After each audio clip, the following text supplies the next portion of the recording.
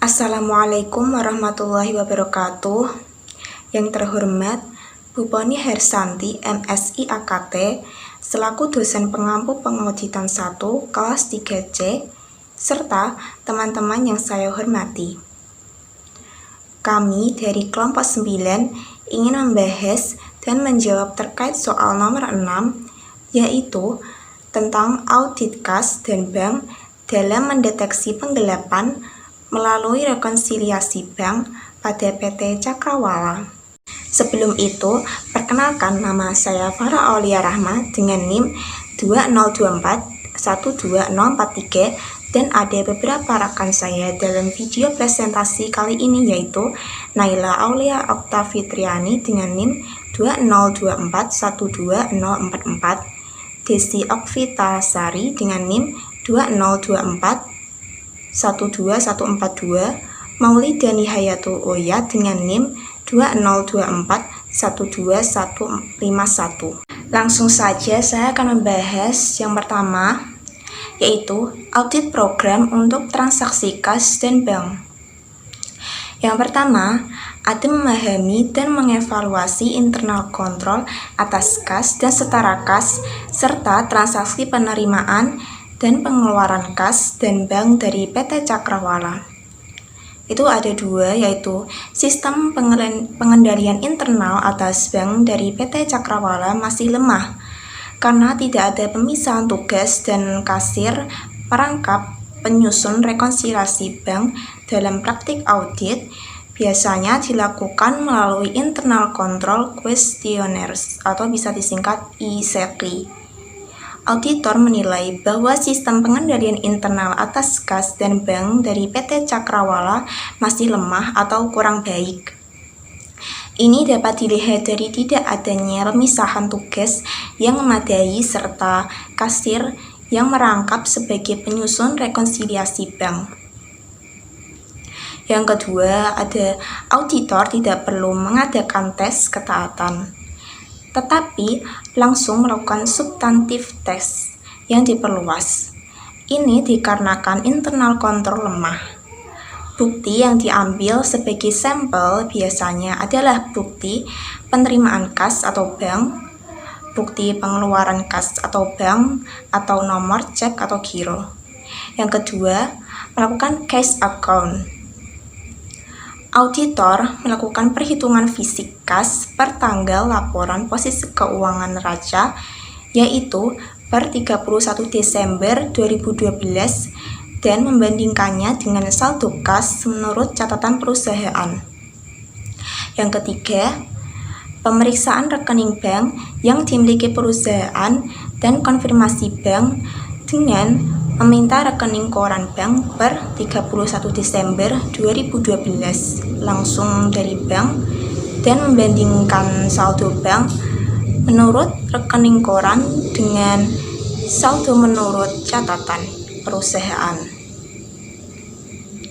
Auditor melakukan konfirmasi bank untuk memastikan kebenaran saldo kas di bank serta transaksi yang berkaitan dengan kas dan bank.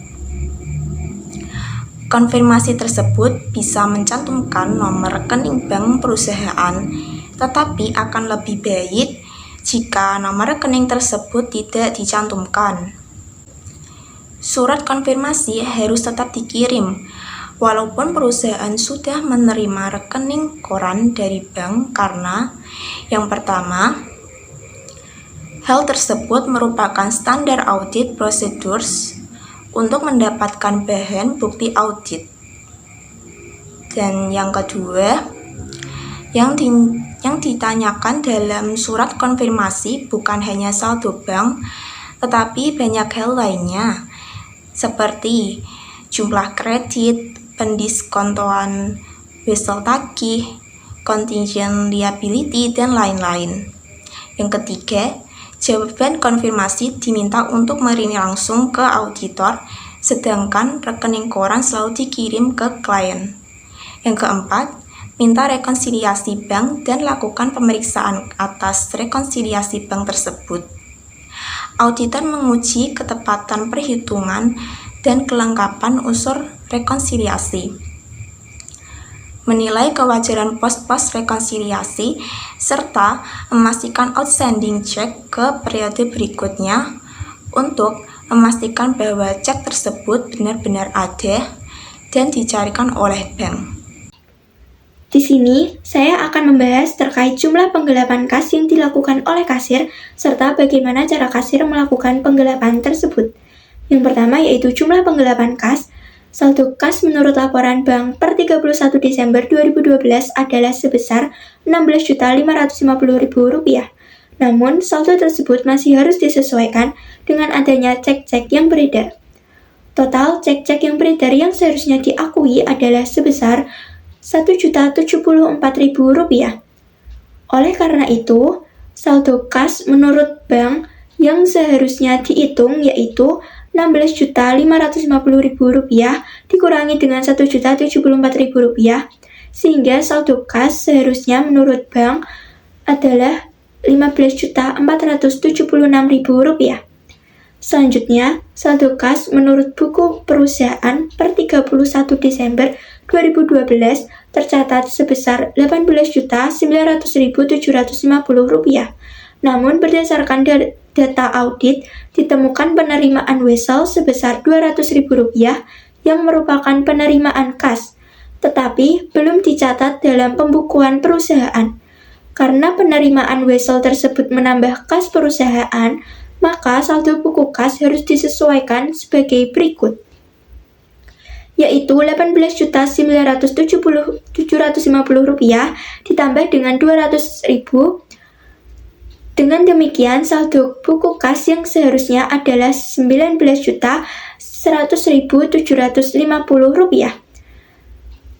Setelah diperoleh kedua saldo kas yang telah disesuaikan, langkah selanjutnya adalah membandingkan saldo buku kas seharusnya dengan saldo kas seharusnya menurut bank dan mencari selisihnya. Selisih antara kedua saldo tersebut adalah Rp19.100.750 dikurangi dengan Rp15.476.000, sehingga diperoleh hasil yaitu Rp3.624.750.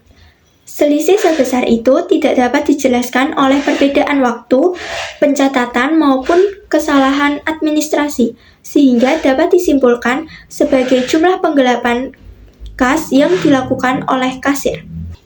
Yang kedua, yaitu cara kasir melakukan penggelapan kas.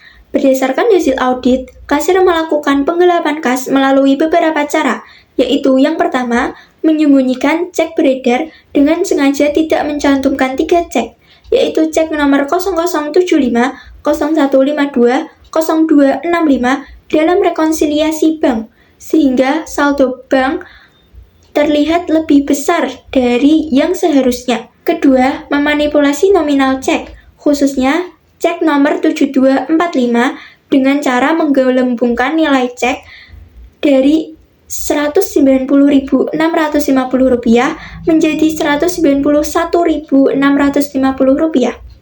Ketiga, memanipulasi posisi rekonsiliasi bank, yaitu dengan menambahkan outstanding check ke saldo buku dan mengurangkan saldo buku menggunakan akun cash on hand yang tidak dapat diverifikasi. Tindakan ini dilakukan untuk memaksakan agar saldo akhir secara matematis terlihat sesuai dengan saldo bank. Namun, secara prinsip akuntansi tidak dapat dibenarkan. Apakah internal kontrol terhadap kas dan bank sudah berjalan secara efektif? Internal kontrol terhadap kas dan bank PT Cakrawala tidak berjalan secara efektif. Yang pertama, karena tidak ada pemisahan tugas yang baik. Berdasarkan informasi yang ada, kasir yang memegang fisik kas juga diberikan wewenang menyusun rekonsiliasi bank. Ini memberikan peluang besar untuk menutupi pencurian kas melalui manipulasi catatan. Yang kedua, lemahnya supervisi juga menyebabkan internal kontrol tidak berjalan secara efektif. Rekonsiliasi yang dibuat oleh kasir mengandung kesalahan logika akuntansi yang nyata seperti cash on hand sebagai pengurang saldo bank namun tidak terdeteksi oleh atasan. Yang ketiga, kurangnya rekonsiliasi independen, yaitu perusahaan yang tidak menugaskan staf independen atau di luar fungsi kasir untuk melakukan verifikasi bulanan terhadap saldo bank. Yang keempat, terjadi selisih kas yang besar yaitu 3.624.750.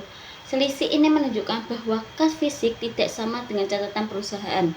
Dalam sistem pengendalian internal yang baik, selisih kas seharusnya bisa dicegah atau dideteksi dengan awal. Yang kelima, adanya penerimaan kas seharusnya bisa dicegah atau dideteksi lebih awal. Adanya penerimaan WC yang tidak dicatat sebesar 200.000 ini menunjukkan lemahnya pengendalian atas pencatatan penerimaan kas, lack of recording control.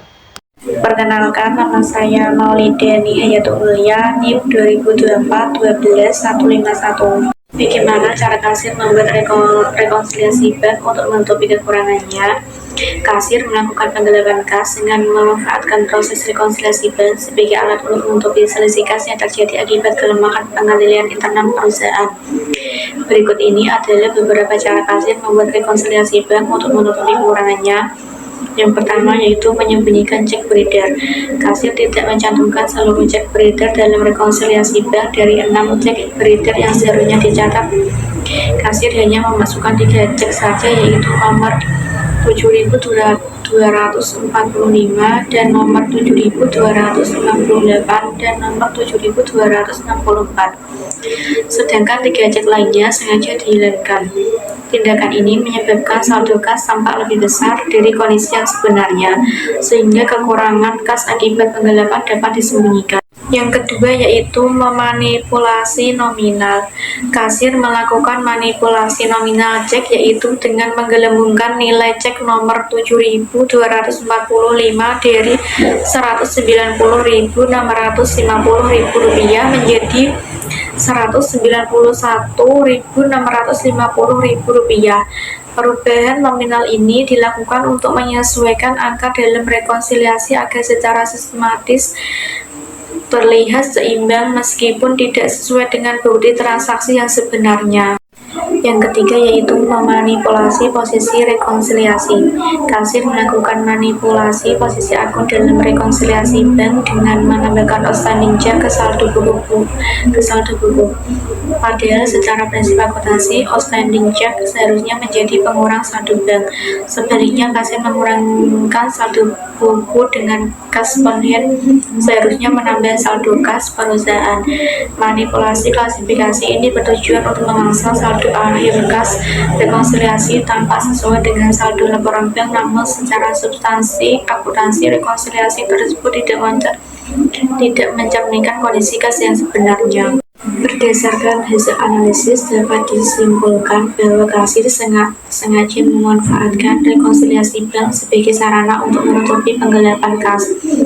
Rekonsiliasi disusun tidak sesuai dengan prinsip akuntansi yang benar melalui penyembunyian cek yang beredar, manipulasi nominal transaksi, serta kesalahan penempatan dalam rekonsiliasi.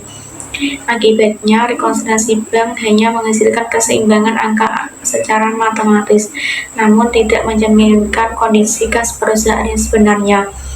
Hal ini menunjukkan adanya kelemahan pengendalian internal dan indikasi kuat terjadinya kecurangan dalam pengelolaan kas. Saran agar penggelapan tidak terulang lagi dalam suatu perusahaan yaitu, menurut pendapat kelompok kami, agar tidak terulangnya penggelapan kas di masa mendatang, perusahaan perlu melakukan perbaikan yang serius terhadap sistem pengendalian internal atas kas dan bank. Salah satu langkah utamanya adalah menerapkan pemisahan tugas secara tegas, yaitu dengan memisahkan fungsi penerimaan kas, pencatatan kas, dan penyimpanan kas agar tidak seluruhnya dikuasai oleh satu pihak. Dengan pemisahan ini, peluang bagi kasir untuk melakukan manipulasi dan menutupi kecurangannya dapat diminimalkan. Selain itu, perusahaan perlu memastikan bahwa rekonsiliasi bank dilakukan secara independen oleh pihak yang tidak terlibat langsung dalam pengelolaan kas, seperti bagian akuntansi atau internal audit. Rekonsiliasi bank juga harus ditinjau dan disetujui oleh atasan sebagai bentuk pengawasan. Setiap selisih yang muncul harus segera ditelusuri dan didukung dengan bukti yang sah. Perusahaan juga disarankan untuk meningkatkan fisik terhadap kas, termasuk melakukan pemeriksaan kas mendadak atau kas opnam secara berkala tanpa pemberitahuan sebelumnya. Seluruh transaksi penerimaan dan pengeluaran kas harus didukung dengan dokumen yang lengkap dan bernomor urut cetak agar mudah ditelusuri. Di samping itu, pencatatan transaksi harus dilakukan secara tepat waktu, akurat, termasuk penerimaan wesel atau bentuk penerimaan lainnya, sehingga tidak menimbulkan celah untuk manipulasi. Terakhir, perusahaan perlu menanamkan budaya kepatuhan dan etika kerja, serta memberikan sanksi tegas atas pelanggaran agar setiap karyawan memahami pentingnya integritas dan pengelolaan kas.